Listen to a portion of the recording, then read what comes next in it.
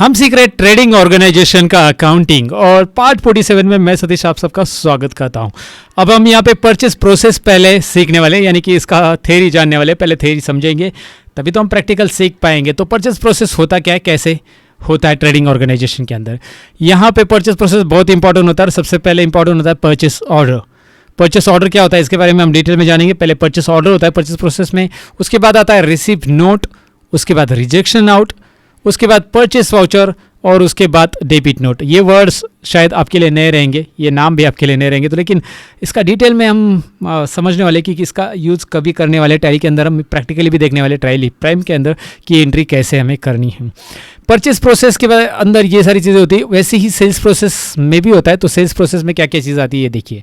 Sales order आता है, delivery note आता है, रिजेक्शन इन आता है, सेल्स वाउचर आता है एंड क्रेडिट नोट वाउचर आता है।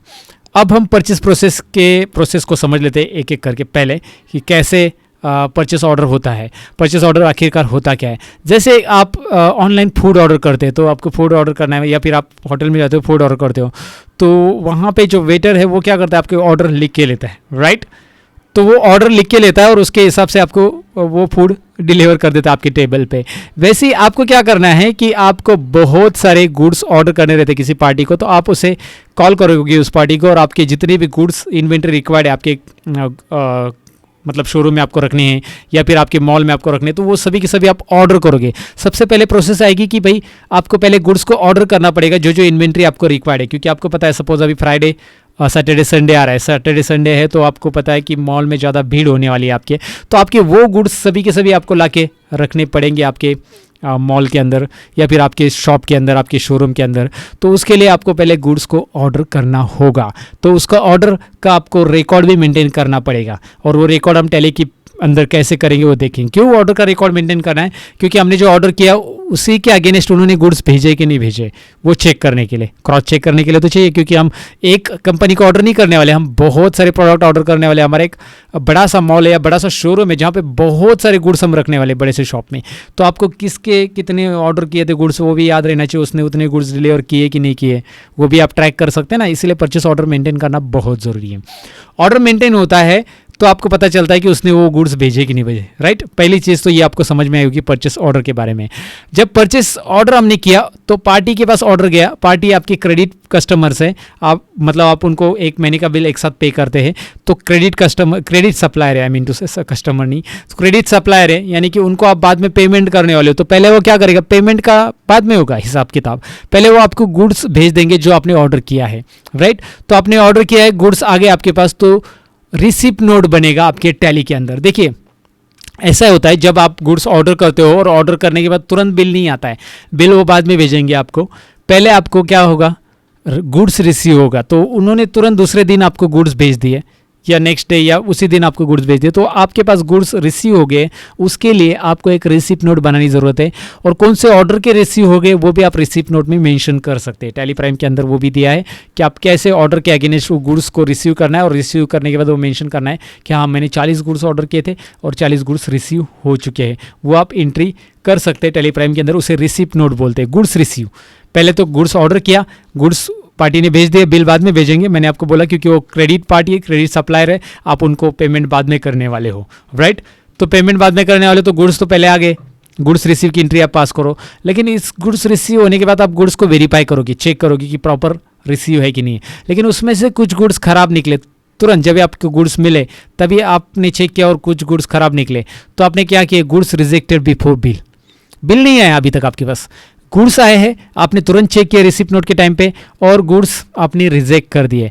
और जब आप गुड्स रिजेक्ट करोगे बिल बनाने के पहले, तो उसे रिजेक्शन आउट बोला जाता है। याद रखिए, rejection out, goods rejected before bill, bill आने के पहले ही गुड्स रिजेक्ट होते हैं। अब बिल आया नहीं क्योंकि रिसिप्ट नोट यानी कि आपके पास गुड्स रिसीव हुए और रिसीव होने के बाद आपने तुरंत चेक किए और जो खराब निकले थे गुड्स रिजेक्ट कर दिए ताकि वो बिल में इंक्लूड ना हो, क्योंकि बिल तो उन्हीं का बनेगा जितने आपने खरीदे हैं। आपने खरीदे नहीं, आपने सपोज 40 ऑर्डर किए तो उसमें से 10 खराब निकले हैं, तो 10 के 10 आपने यार मतलब ट्रैवलिंग में आते आते कुछ हो गया उन गुड्स के साथ, तो वो 10 के 10 आपने रिटर्न कर दिए, आपने चेक करके वेरीफाई करके। तो उसे गुड्स रिजेक्टेड बिफोर बिल यानी रिजेक्शन आउट बोला जाता है। इन टर्म्स को समझ लीजिए, अभी प्रैक्टिकली हम सीखने वाले टैली के अंदर, टैली प्राइम के अंदर इसे कैसे पास करना है। पहले थ्योरी समझ लेते हैं। नेक्स्ट, जब आपने वेरीफाई कर लिया, सब कुछ हो गया, गुड्स खरीद लिए, उसके बाद 4-5 दिन के बाद अभी पार्टी को लगा कि नहीं, अभी सप्लायर जो है आपका उसने अभी आपको बिल भेजा, so goods purchase credit basis ये आपका एंट्री होगा परचेस वाउचर में, क्योंकि आपने वो गुड्स अभी खरीद लिए। एक्चुअल में जब पार्टी से बिल आ गया आपके पास, परचेस बिल का फॉर्मेट मैं आपको दिखाऊंगा आगे चलकर कैसा परचेस बिल रहता है एग्जैक्टली, लेकिन आपके पास बिल आ गया पार्टी का, उस बिल को देख के आप अभी परचेस वाउचर पास करोगे।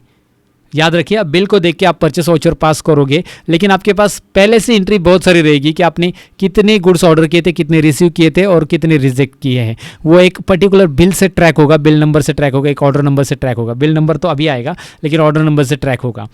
तो ये चीज़ें ट्रैक होगी टैली प्राइम के अंदर बहुत अच्छे से, और आपको पता चलेगा कि हाँ, मैंने इतने गुड्स रिसीव किए तो उसमें से 4 रिजेक्ट हो गए और इतने बाकी इतने का बिल आना चाहिए। परचेस ऑर्डर के साथ आप वो मैच कर सकते हैं, परचेस ऑर्डर मतलब परचेस वाउचर के साथ।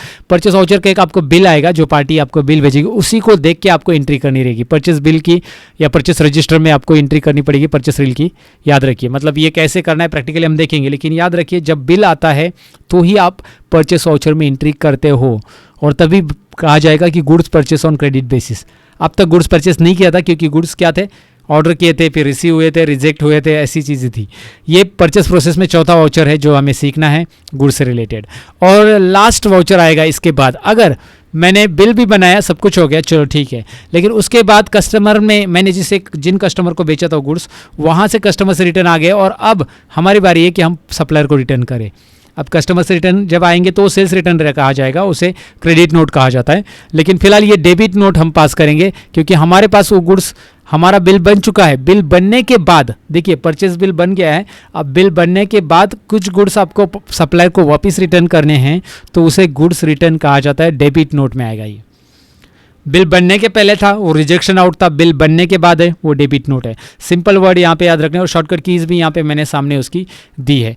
तो आपको ये कंसेप्ट यहाँ पे क्लियर हो चुका होगा। परचेस प्रोसेस का प्रैक्टिकली हम देखेंगे नेक्स्ट लेक्चर के अंदर, जिसमें प्रैक्टिकली हम सीखेंगे कि ये सारे डेबिट नोट या परचेस वाउचर या रिजेक्शन आउट या रिसिप्ट नोट या परचेस ऑर्डर कैसे प्रैक्टिकली हम टैली प्राइम के अंदर पास करेंगे।